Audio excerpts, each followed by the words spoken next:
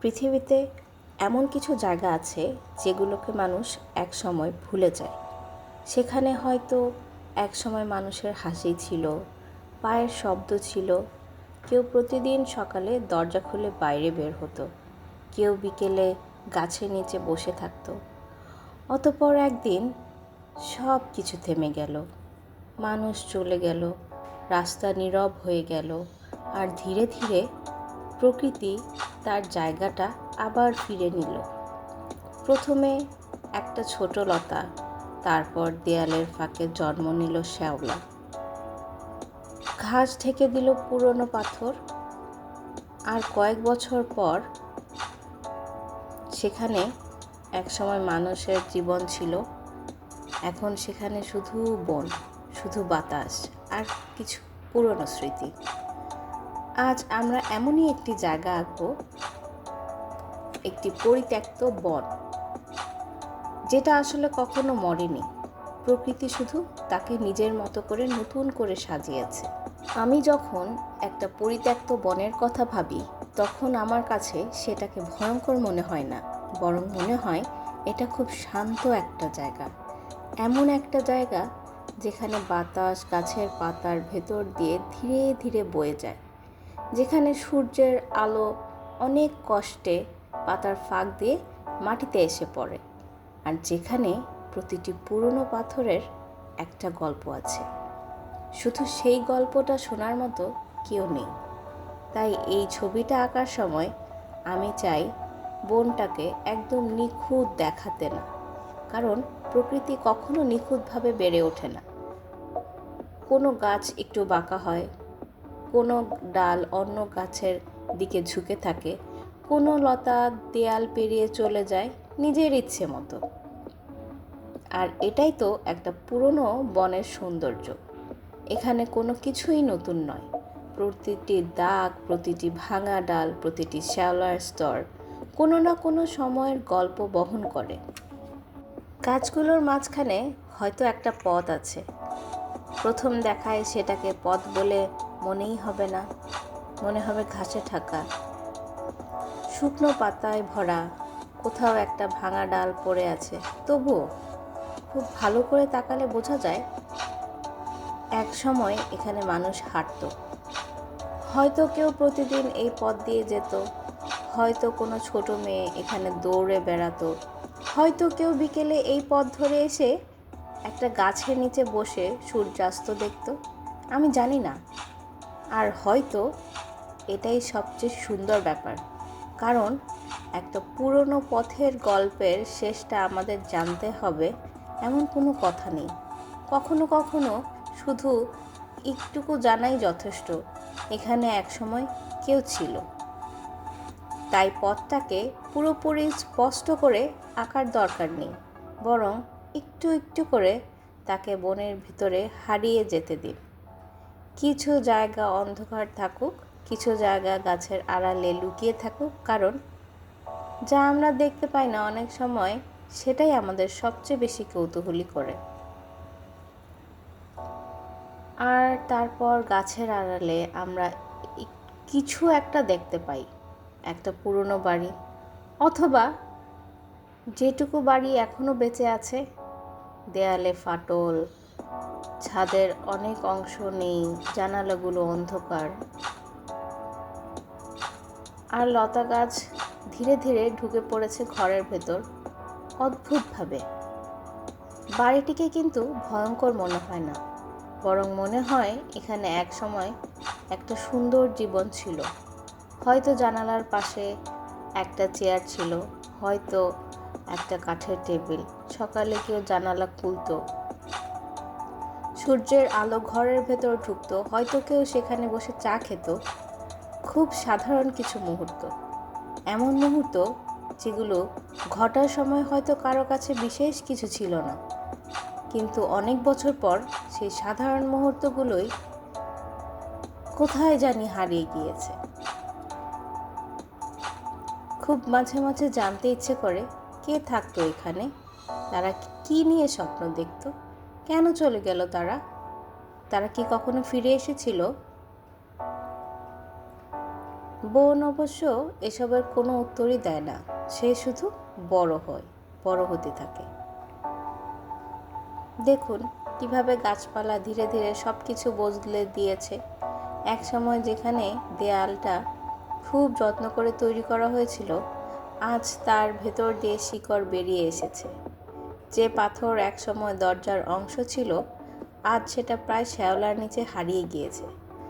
জানালার জায়গায় জন্ম নিয়েছে লতা, আর যেখানে কেউ কোনো দিন ফুল লাগায়নি সেখানেও ছোট ছোট ফুল ফুটেছে। এটাই হয়তো প্রকৃতির সব থেকে সুন্দর ক্ষমতা। সে অতীতকে মুছে ফেলে না, সে অতীতকে নিজের মধ্যে মিশিয়ে নেয় ধীরে ধীরে, নিঃশব্দে।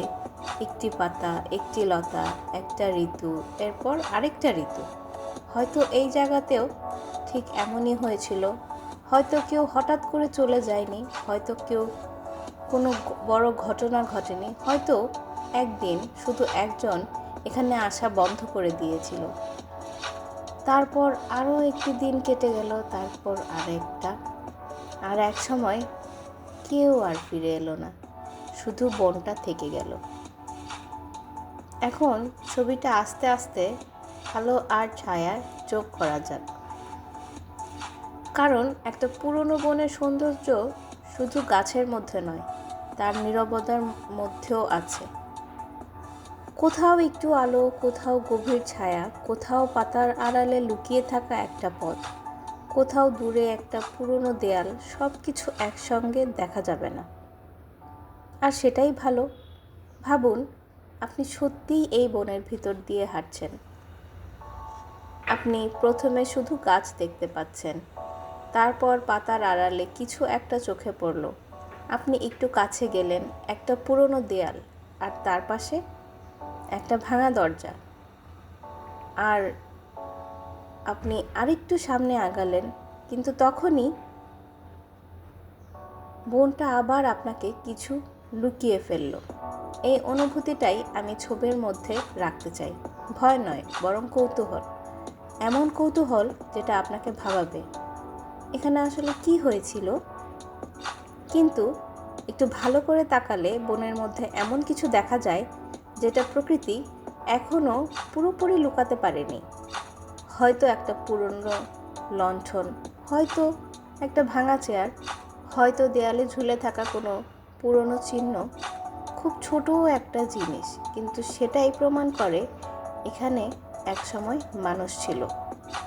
কেউ এখানে বাস করত, কেউ এখানে অপেক্ষা করত, কেউ হয়তো জানালা দিয়ে প্রতিদিন বাইরে পৃথিবী দেখত। আর এখন এই জানালার সামনে শুধু গাছ, শুধু লতা, শুধু বাতাস। তবুও মনে হয় কেউ যেন একটু আগেই এখান থেকে চলে গেছে। ছবিটা যত এগোবে তত বেশি ছোট ছোট ডিটেল যোগ হবে। শ্যাওলা, শুকনো পাতা, গাছের বকলের দাগ, দেয়ালের ফাটল, মাটির ভেতর থেকে উঠে আসা ঘাস, লতা গাছের ছায়া, দূরের কুয়াশা। এসব আলাদা আলাদা করে হয়তো খুব একটা গুরুত্বপূর্ণ মনে হবে না, কিন্তু সবগুলো একসঙ্গে একটা গল্প তৈরি করবে। কারণ আমরা আসলে শুধু একটা বন আঁকছি না, আমরা সময় আঁকছি। একটা গাঢ় ছায়া হয়তো অনেকগুলো বছরের গল্প, দেয়ালের একটা ফাটল হয়তো আরেকটা ঋতুর গল্প, আর দেয়াল জড়িয়ে থাকা একটা লতা হয়তো বলে দিচ্ছে কতদিন ধরে এখানে কেউ আসে না। আর তারপর হঠাৎ বনের মধ্যে আলো আসে, পাতার ফাঁক দিয়ে সূর্যের আলো মাটিতে পড়ে। আলোটা পুরনো পাথরের ওপর পড়ে, দেয়ালের ওপর পড়ে, ঘাসের ওপর পড়ে, আর কয়েক মুহূর্তের জন্য জায়গাটা আর পরিত্যক্ত মনে হয় না। মনে হয় বনটা আবার বেঁচে উঠছে। হয়তো এটাই প্রকৃতির রহস্য। কোনো জায়গা সত্যিই হারিয়ে যায় না, শুধু বদলে যায়। মানুষ চলে যায়, কিন্তু গাছ থেকে যায়, দেয়াল থেকে যায়, মাটির নিচে শিকড় থেকে যায়। ফুল ফুটতে থাকে, ঋতু বদলাতে থাকে বছরের পর বছর। তারপর এক সময় এই বনই হয়ে ওঠে সেই জায়গায় একমাত্র স্মৃতিরক্ষক। এখন ছবিটি প্রায় শেষের দিকে, কিন্তু গল্পটা এখনো শেষ হয়নি। কারণ একটা প্রশ্ন থেকেই যায়, এই বাড়ির মানুষগুলো কোথায় গেল? আর তারা কি অন্য কোথাও চলে গিয়েছিল? তারা কি ফিরে আসার কথা ভেবেছিল, নাকি কোনো একদিন তারা শুধু বুঝতে পেরেছিল এই জায়গাটা আর তাদের নয়? আমরা হয়তো কখনো জানতে পারবো না, আর আমার মনে হয় জানাটা খুব জরুরিও নয়। কারণ কিছু গল্পের শেষ না থাকাই সুন্দর, কিছু জায়গার রহস্যই হয়ে থাকা উচিত। এখন যদি আপনি পুরো ছবিটার দিকে তাকান, তাহলে দেখবেন এটা শুধু একটা অ্যাবান্ডেন্ট ফরেস্ট নয়, এটা এমন একটা জায়গা যেখানে মানুষের গল্প শেষ হয়ে গিয়েছে, কিন্তু প্রকৃতির গল্প এখনও চলছে। যে পথ দিয়ে একসময় মানুষ হাঁটতো, আজ সেখানে ঘাস জন্মেছে। যে জানালা দিয়ে একসময় কেউ বাইরের পৃথিবী দেখত, আজ সেখানে গাছের ডাল। যে দেয়াল একসময় একটা বাড়িকে ধরে রেখেছিল, আজ সেটাকে ধরে রেখেছে লতা গাছ। আর হয়তো এই বন সব কিছু মনে রেখেছে, মানুষের পায়ের শব্দ, দরজা খোলার শব্দ, হাসি, অপেক্ষা, বিদায়, সব কিছু। শুধু সে কাউকে বলে না। হয়তো কোনো একদিন কেউ আবার এই বনের পথ খুঁজে পাবে, সে গাছের নিচে হাঁটবে, পুরনো দেয়ালে ছুঁয়ে দেখবে, আর নিজেকে প্রশ্ন করবে, এখানে কি আগে কে থাকতো, তারা কোথায় গেল, আর সবচেয়ে বড় কথা, কেন এই বন এখনও তাদের কথা মনে রেখেছে?